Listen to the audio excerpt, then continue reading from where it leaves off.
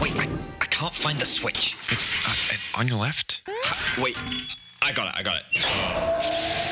Oh God, that's not good. What did you do? I wasn't supposed to leak that. Oh no. No, wait, look, if we react quick enough, we can just pretend that we reveal it on purpose. Yeah, sure. Yeah, go.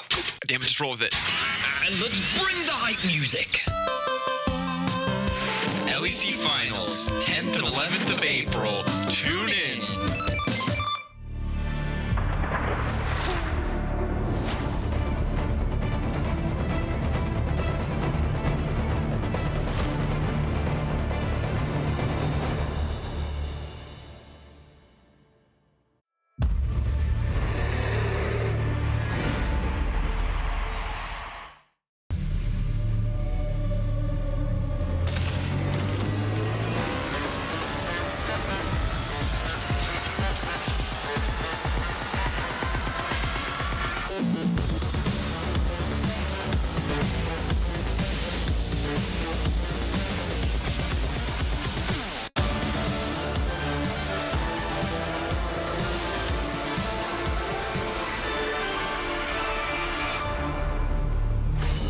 Welcome back to Berlin, Germany, home of the LEC. Today can turn the race for playoffs on its head, and in ReadyCheck, we'll give you all the latest updates before a surprise guest makes an appearance.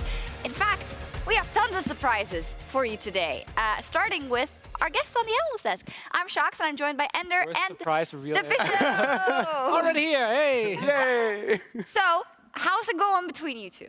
Well, we had a little bit of a fist fight in the parking lot before the show to settle our differences. Right. I won, and we're gonna be good today. Okay. Yeah. It's just tongue. banter, right? It's just banter, as we know. All right, so if you missed yesterday, I don't think you did, but we had the fight for first between G2 and Rogue, and the reigning champions. They solidified themselves as the clear #1 in the LEC because they absolutely stomped Rogue. Yeah, I mean, it started early on, Caps TPing back to lane, solo killing Larson, and then G2 just piled up on the poor mid laner. Larson probably with the worst game he's ever played in the LEC because G2 did not let the man breathe for a second. It's true, and that hurts obviously because if you are Rogue, you need Larson to have a sick performance if you want to take down G2. I love the fact that G2 are doing so well in the regular season. We've rarely seen this consistency from them before. I think they've won 7 games in a row now. It's kind of scary. And also scary to beat Rogue twice now with Rogue getting Azir, which most other teams are like, no way he's getting that. Yeah, I would also say though, like, it's not all doom and gloom for Rogue. No. I still think that Rogue are the second best team in the league, and I would still expect to see a G2 Rogue in the finals. And I also want to see Rogue sort of flex a lot of the different styles that they've shown that they can play to such a high level during the regular season. The slower game that's less about the skirmishes is what G2 are going to tear you apart when you try to play, and Rogue have plenty of other looks. Absolutely. Let's hope it was just an off day for Rogue. But behind them in the standings, Mad Lions now have already locked themselves in playoffs and now fight with Fnatic and SK for the top 4. And if SK wins today, they will lock playoffs. And leading the race for playoffs in the last spot is Misfits. So that sounds pretty positive, actually. I like that. Again, the word change from earlier is also great to lead the race here. Yeah. I mean, it's been really great 2 weeks. I would actually say 3 weeks for us, even though we lost, a couple of weeks ago. Like, we really started to feel like big changes in the team in terms of how to actually play the game and really finding that synergy among a lot of our members, which has been key. Obviously, a lot of the highlights people will look towards like Razak and VTO, but I think Harriet in the top lane, we just saw his sign ulti there. It's been an absolute rock all split long as well. And I heard you were a bit scared when VTO went for the Yone again. And so luckily I have 0 input into anything related to draft. Because, anything really. Actually anything really with the team. But like I saw the pick and I was like, oh, this is so risky. Yeah. Last time we played it was SK, it didn't go super well, but he popped off big time. And I think it shows the growth as well of him. And of course, the entire team. That's a great point. It will, of course, be a lot for his confidence as well. Now showing, hey, I can play and win on this pick. 100%. We'll be tracking that. But, as it comes to kind of percentages of scenarios and chances you have to lock playoffs if this or that happens. Last year in summer, we had Sjokz completing the miracle run and blowing everyone else out of the water. So even though it looks good for Misfits. Vitality, the current last place team, could be the Miracle Run squad. Yeah, I mean, Vitality, if you look at their strength of schedule remaining, they're playing against pretty much every team they have to knock down to make the final playoff spot. I think their chances, the amount of scenarios they make it through is still like less than 1%. But this team, not that far behind the rest of the pack, and people have been talking about that for a while. It's actually eerily similar to last year because Sjokz also, they couldn't lose a single game and it wasn't up to them. True. Vitality, if they lose a single game, they are done. Do you think it's possible? I mean, yes, it is. Like, they're way better than what it's showing in the standings. Like, they have too many good individual players on their team, and they can actually play through mid into bot now, which could really enable the man on your screen, Labrov, just before we swapped over to another one. Like, I think this Vitality team, they're good. They can beat everyone above them, except for Misfits, hopefully. So we don't have a Miracle Run. Yeah. Also, I know we use the word Miracle Run a lot because, well, it panned out last time, so we had to keep using it. But if you have an alternative, tweet it at us. So Vitality and Astralis are out of playoffs if they lose today. And with just 4 games left for each team, the game changers really need to step up and carry their team across the finish line. There he goes already. Ender, who do you have your eyes on? Well, Sjokz, I'll tell you, because when the going gets tough, the tough gets going. And for Vitality, Misfits, and Sjokz, I think these 3 will be the game changers. Yesterday, Vitality were staring down the barrel of elimination and faced an SK squad that was on a 6-game winning streak. But Vitality and Crownie stepped up when it mattered and are still alive in the race for playoffs. The game was extra special for Crownshot, who faced the team he left during the offseason. This made the victory even sweeter as he got his long-awaited revenge. On PGL yesterday, he said, "We just need to focus on our games, whether we make playoffs or not." And today, Crownshot and Vitality have a great chance to pull off their first 2 a week as they take on an XL lineup on a 6-game losing streak. The team currently holding the last playoff spot are the Misfits, and their last 3 games have shown a resurgence after weeks of struggle. So what's changed for the Bunnies? Well, Vito has been unleashed, and with Razork playing around him, the rookie mid laner has shown signs of what could be the start of a great career. Yesterday, he became the first LEC player to win on Yone, apart from Perks, and his aggressive style was a game changer in the Misfits' win over Astralis. Later today, the Bunnies take on G2, and while they are the heavy underdogs in this matchup, they are currently favorites to secure the last playoff spot. Finally, let's take a look at one of the key players from Schalke's Miracle Run last summer, Abbedagge. We saw him completely destroy the greatest mid laners in the LEC, including reigning MVP Caps, in what was perhaps the greatest comeback story the LEC has ever seen. The team went for dead last 2 playoffs and had the best second round robin in the entire league. The contrast, the current state of Schalke could not be higher, as they are on a 7-game losing streak, watching their spot in the playoffs slowly slip away. For them to turn the tides and come back once again, FLICKR needs to come online. He definitely does. Yeah. Misfits holding that last playoff spot right now. Schalke really wanting that playoff spot. Do you agree that for your team, Vito is really the guy to do it, or the guy who's instrumental? He loves all his players. That's it. That's always that question. You know, you love all your kids, all that kind of stuff. Yeah. I mean, I think right now in this meta, if you don't have a mid laner who can actually, you know, take priority and use that on the rest of the map, you're really going to struggle. I think we see some teams have issues with that in the bottom. So obviously he is key in that sense. But I actually feel like we got a really well-rounded setup right now with our players, which is great, and a sick PR answer. Absolutely. Nailed it. Let's discuss some hotter topics right now in the LEC with a totally 100% original concept called That or This.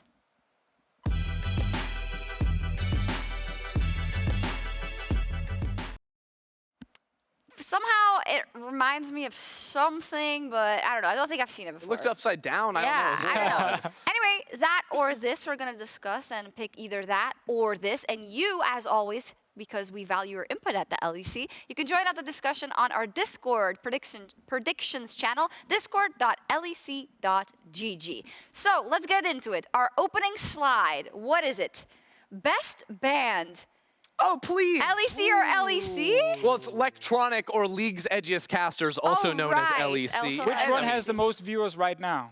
Or most views on YouTube? This one. This Wait, one. that beat the other one? I think so. The thing is, I'm not- Dance oh, with- no. no. YouTube, a million. No, wait, hear me out, because Dance With Me is, I think, 1.2 mil. We're about to hit 1.2 mil as well, so watch About out. to Give hit. us a month. About to Didn't hit. hit it yet. Yeah, but League's Edgiest Casters, they're the fresh band. They're in the front of everyone's minds. We should release a whole album for something. Yeah, I don't know, because I personally really love this one. I actually League really Edgiest love- Caster is great. Yeah, I love this song. It's also, you know what? It's a completely different style. If you're a hipster, you might go more for League. I mean, Edgiest I think that Casters. you really have to judge bands based on their musicians, and I think the big difference was the drummer Ah, between these two well, bands. this band actually has Yeah, a singer, League's Edgiest. someone who can sing actually Well, that's without true. auto-tune. Honestly, is yeah, me. if we could bring you into League's Edgiest Casters, that would be Anyway, easy. Electronic won with a landslide, 500 votes to 150.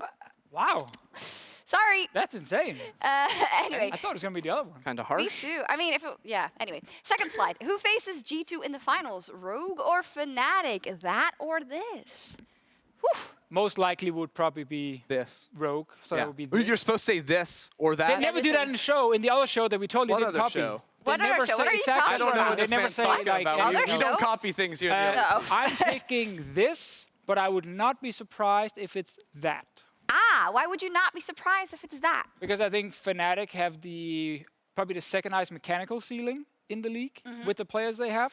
And I mean, if they go into best of 5 with a great plan, I can actually see them beat almost anyone Playoff except for stuff. G2. Well, who would be a better competitor after that game yesterday? Look, but then okay, after last Rogue, week. Rogue are 0-10 against G2 in the regular season all time. Even though they lost both regular season games in summer, Yeah. they still went full 5 games against G2 in the semifinals. So they're still Yeah. competitive. Apparently, it is this with the crowd. They say Rogue with the win, 600 Big votes brain. for versus Not too 250 for Fnatic. Next slide, the most likely MVP. Oof, the serious topics here. Reckless mean- or Treats? That or this? So first of all, Oh, it's but that photo! That's a really good Reckless First photo. of all, come on, Reckless in itself will always get like ton of votes. I'm gonna True. say Reckless, and I think the votes will be like 95% Reckless. No, 98% Reckless. I mean, even with his performance in EU now, he would actually be LCS MVP with the way he's that been is true. playing. I and mean, the way Treats he's has been been really, playing really over good. there. Treats has really been on good. fire. Treats has been playing very well. And you know what? Last week on PGL, Reckless was like, I don't want MVP. I want my team to get MVP. So I'll extend it and say other candidates. I'll go with this again. Treats has been on fire for SK. That he has. But Reckless won with 700 votes Yeah, well. and 180. You can't for win them Treats. all. I lost also every think Almost single 90. It's because the system has been revamped, right? It's a lot more crowd voting. Also I'm going to be honest, No, I not for have MVP, no right? idea how the Okay. new system I don't think works. not for MVP. I think All Pro is All Pro. crowd. Yes. I should know this. I work Yeah, for this show. and I think I only know because I saw some debates around. We'll it. figure. Yeah, we have the link on Twitter. Finally, what would be better? Blah, blah, What? would be better? LEC Kobe or LCS Kadril? That or this? I want Kobe. Give me Kobe. Can we have Kobe? But do But then they we lose trade him for Kadril. Kadril? But then we have to lose. Oh, Or can you have both? I don't I mean, know. the question here just says best caster. So, Oh, wait, I don't wanna hurt why- anyone's- That feels. Why are you not up there? well, it's out of these two, right? Oh, if we were to okay, do like understood. that or Yeah, this yeah, between, yeah. I'm that, you're this, it would be that, Understood, obviously. understood. yeah. What would each one bring? He would bring the sirens, Yeah. and Kobe would bring A lot more yelling. a lot more of yelling. yelling. So if you want Fun. to have like the really big hype moments, you definitely want to bring Kobe. Yeah, well, I have kind of good news, I guess, because Kobe will be joining the LEC next week, and Kadril will Really? step in for the LCS. More info on Wow. Twitter, so we don't have to choose. We get them both, but then somewhere else, then they come back. You know how the deal is. Internet, it's great. We only get Kobe for one day, though. It's just not Yeah, fair. but it's going to be a lot of fun. So all the information is on Twitter. We're keeping up with the tradition of all the swaps and swoopity-swoopities here in the LEC and keeping up with a team of surprising crossovers. Today we have a world champion joining our show as Ashley is checking in Azale? with the One Kia support BeryL, the LCK's biggest LEC fan. Thank you, Sjokz. Today for a special guest, I'm joined by BeryL, the support of Damongia, to hear his unique take about the LEC from the perspective of the LCK. 베리 선수님, 이렇게 인터뷰에서 뵈서 정말 반갑고 나와주셔서 감사합니다. 일단 LEC 방송에 나온 소감부터 여쭤볼게요. 이렇게 대륙을 넘어서 좀 다른 리그 이렇게 화면에 나온 게 되게 영광스럽고 좋은 귀한 자리에 초대해 주셔서 감사드립니다. 그렇지 않아도 LEC 쪽에서도 베리 선수를 정말 부르고 싶어 하셨던 것 같아요. 왜냐하면 베리 선수가 LEC에 대해서 LCK 안에서 전문가다 이런 이야기들이 있었거든요. 그래서 평소에도 LEC를 좀 얼마 정도 자주 지켜보시는 것으로 알고 있는데 LEC 팬들을 위해서 이에 대해서 조금만 제가 설명을 부탁드려도 괜찮을까요? 일단 LEC를 자주 챙겨보는데 일단 자주 챙겨보는 이유가 좀 많긴 한데 그중 하나가 이제 LEC가 패치를 바뀌면 제일 빠른 경기를 하다 보니까 이제 보통 패치가 바뀌면 뭐 티어 변경도 있을 테고 아니면 많이 바뀌는 게 많으니까 그런 걸 좀 참고하려고 많이 보는 것 같아요. 작년에 세나 50 같은 픽들도 매드라이엇은 얼마 정도 참고했다라는 이야기를 제가 인터뷰에서 본 것 같아요. 그래서 최근에 LEC에서 재미있게 본 전략이나 픽이나 경기가 있으실까요?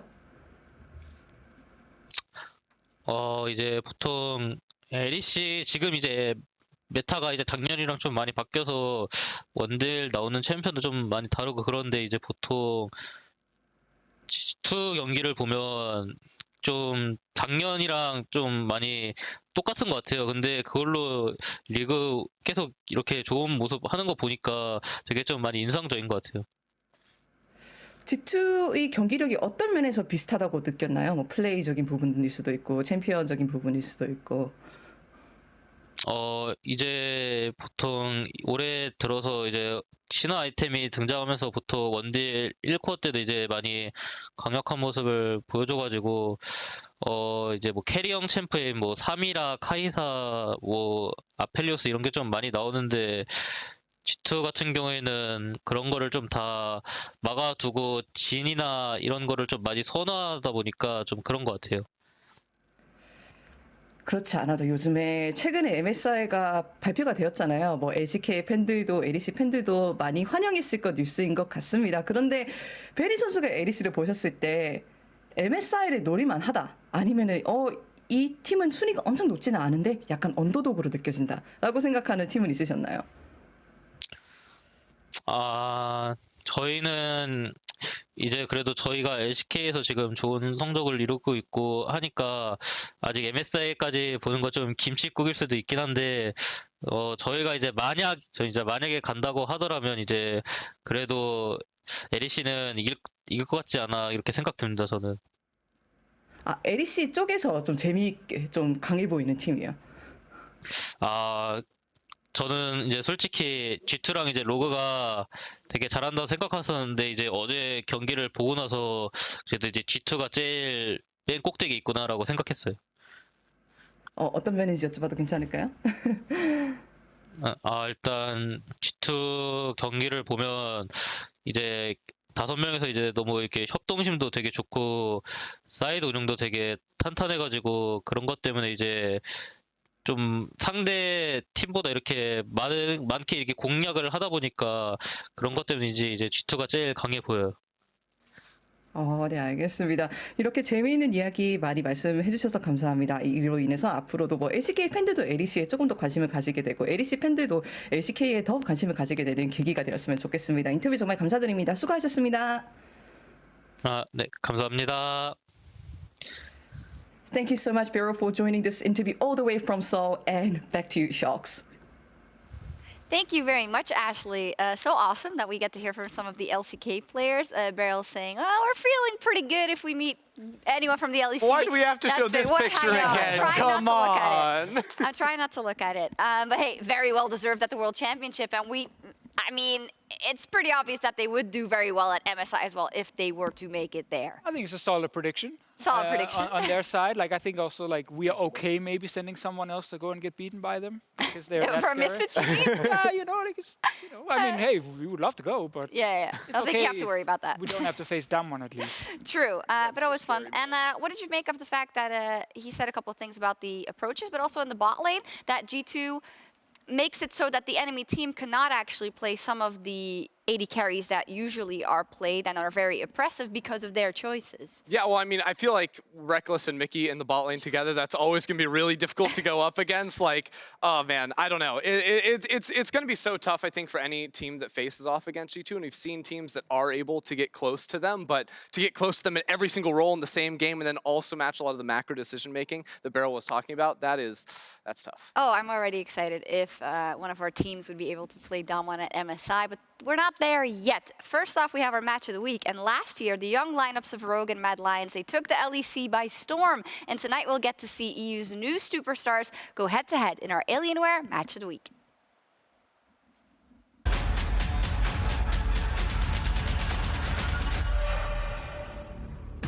When we look at last summer, both of these teams were constantly fighting to end first at the end of the regular season. Rogue and the Mad Lions. If these two teams continue to perform, continue to win, they will stand tall above all. Then moving into playoffs, expectations were quite high, and they both disappointed. No, this cannot be how it ends. G2 absolutely obliterating Mad. One small mistake. Rogue, they tried as they might, but you cannot stop Fnatic. For me, after playing all this time, I never made the finals. And I feel like this is like my biggest chance to, like, you know, small goal, make the finals, you know, and big goal, obviously, everyone wants to win LEC. Last year, I also played against Adomni in solo queue, and he wasn't that strong. This year is really insane, actually. I think maybe the best laning in LEC right now. Right now, I'm playing the best league I played for like my whole life, pretty much. Morrison pushing forward with the point to give himself a little bit more space, and immediately Ottawamne into the pit! You have one player of the game. Thank you so much. I think that already last year, Hans Sama was able to make huge strides in what he was capable of doing as a player, largely because he was unlocked. It just feels like everyone got weaker this year. Didn't hit it in the eye as Hans Sama dives into the bottom lane. Humanoid almost down the unleashed power. Not quite enough as Hans Sama. Killer Instinct into the flash, the shield. But I guess I got stronger. So I think this year I have to do it all to gain the title.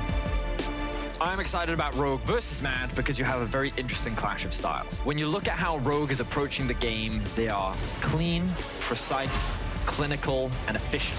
Oh, last look at the stun lands on Tinker. Odo is in the perfect position. Killer Instinct comes out, inspired, working against Streets here as the double kill comes for Hans Sama. However, with a team like Mad Lions, they're all about going for these crazy all-in engages. No trigger, spin, but not enough win. As Kaiser picks up the first kill, Uptick goes down immediately after. Another great scout of the week. Everybody dies, but it's Mad Lions coming out on top. Throughout the split, they've showcased strong early games, strong team fighting, but sometimes it doesn't all come together. When going up against Rogue, they're definitely the underdogs, but if they can bring that together, then there's a real chance that they can take down the Titans that are Rogue. Well, Ottawamne, they just don't have the damage, they just don't have the cash to buy the items to get the kills against Rogue. Lamb's Respite will save Kazi underneath the Nexus towers, but immediately he goes pop. I don't really want to get too ahead of myself because we're like our biggest enemy. If we feel like teams don't pose us a challenge, we shouldn't compare ourselves to other teams. We should just compare ourselves to like how good we can be. Now we are trying to play more aggressive because we want to like test our limits a bit, like even on stage. I think we're still trying to find our limiter, and then like we will be more consistent in the future. Won't get any more damage now, but Kaiser's been stunned up, and there's the route, the Blade Caller straight through the heart of the XL bot lane. XL, oh, another stun. Patrick has the cleanse though, not quite enough damage there for Kazi. I think that both teams are constantly working to prove that they're the next generation and that they can finally take the title away from the two Titans that have dominated for so long.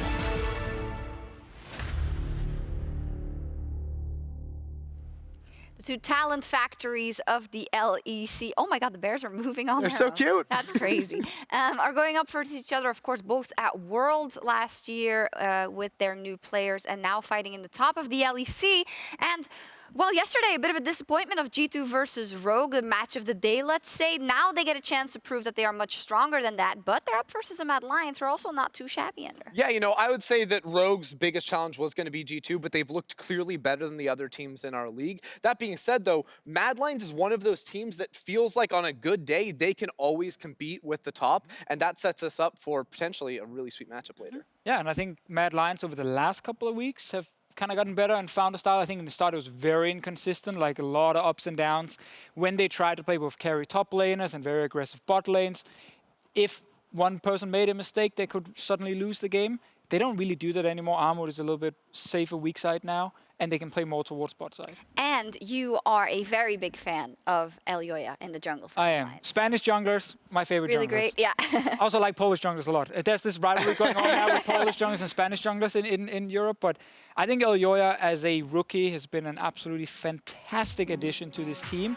And I think he's done something we rarely see from rookie junglers. They often come in and they're either like somewhat smart in how they want to play the game with their shot calling, but they lack a bit in the mechanical department and can't really carry games. Or they come in the opposite, great mechanics, super all-in style, but then makes a lot of mistakes and like flips the game a lot. I think he's managed to come in from the get-go and be able to do both things, which is very rare.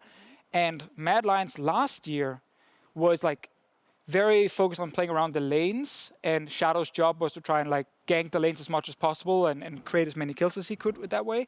I feel now they're actually playing more around their jungler, which makes them overall a stronger team because Elyoya is able to carry games on his own, which is very impressive. High praise. I mean, we've definitely seen that versatility out of him, and I think also sort of week on week, I've seen some evolution in his early pathing. You know, there were a few games like early on in the season where people were able to like get under his skin, get in there, take away camps, and he's running those same strats against people. So I have seen him sort of level up as well in his early game preparation. And on the other side, Inspired has been at the top of our league. I think Inspired and Jankos have been 1 and 2 as far as like the best junglers in our league go, so this is a sweet matchup. I gotta cut you off. We gotta move on. I'm sorry. I was just gonna say we have insane junglers in Europe. It's honestly a pleasure to watch. Yeah, maybe the balance has shifted and now the junglers are the most stacked role. We don't know, but the Mad Lions and Rogue are closing out the day, as is tradition for the match of the week. Before that, though, we have a huge matchup between SK and Fnatic, 2 teams tied in the standings, and the Misfits are up versus G2.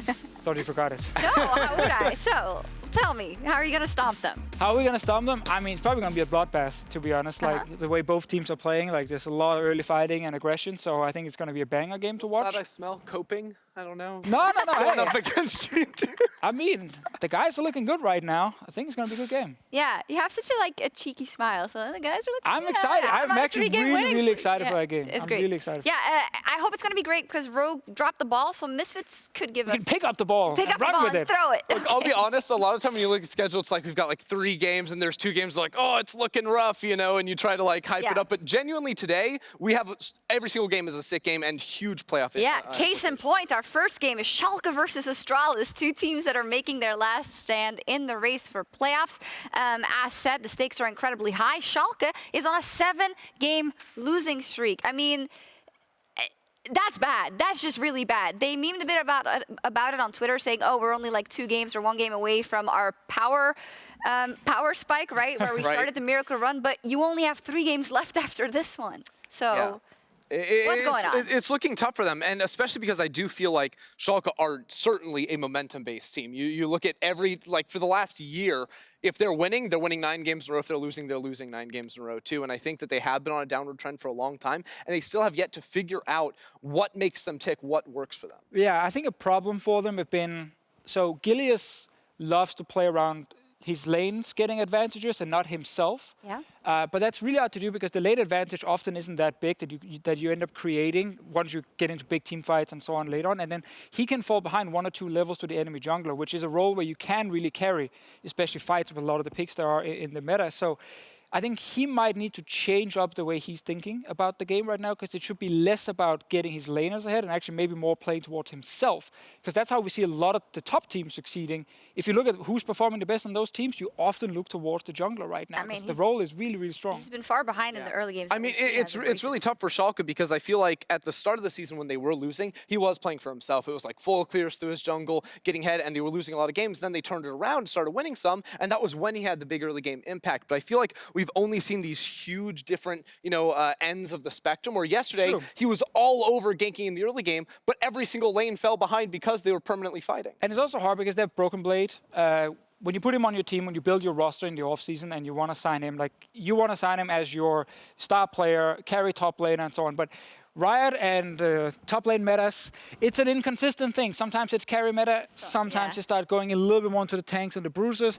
It's hard for him, I think, right now to find the pick where he can 1v9 the game. So he might have to play, which he's trying to do, more for the team, and then they're missing another carry. And they need to find that carry. Either Abbedagge or Neon has to be the one who can step up and become the carry. Yeah, it seems like it's quite worrisome because we're at the end of the season almost. The playoffs are just around the corner. Yeah, and I mean, we started off the day talking about the game changers. Who are the game changers trying to, actually carry their team into a playoff spot? Like, you ask who the next person has to be, it has to be Abbedagge. It has to be FLICKR Dogge, right? Like, otherwise, I don't see a world where this team gets it all together and locks in their playoff spot. So it's do or die for them, but also for Astralis even more so, because if Astralis lose this game, they are definitively out of the playoffs. Yeah, and I think for Astralis coming into the split, I don't think they had any specific goals of what they needed to achieve, so maybe for them there is still less pressure, but each player on this team obviously knows that they're here to prove something, because some of them have been around for years and they want to go in and show that they can actually surprise everyone, shut down all the haters and so on. So I think for Astralis, this game is super winnable. Again, you're against a team on a 7-game lose streak. If you win this one, you still believe, that playoff spot can be yours. If Sansra gets something where he can be creative and create some surprises in the game, he can always break open the early game in favor of Astralis. Final thoughts? Look, there's two battles going on right now. The first battle is a battle for playoffs. The second is battle to prove that you belong in the LEC individually. Right. Okay, I love it. It's now or never for Astralis and Sjokz as they fight to bounce back in the race for playoffs.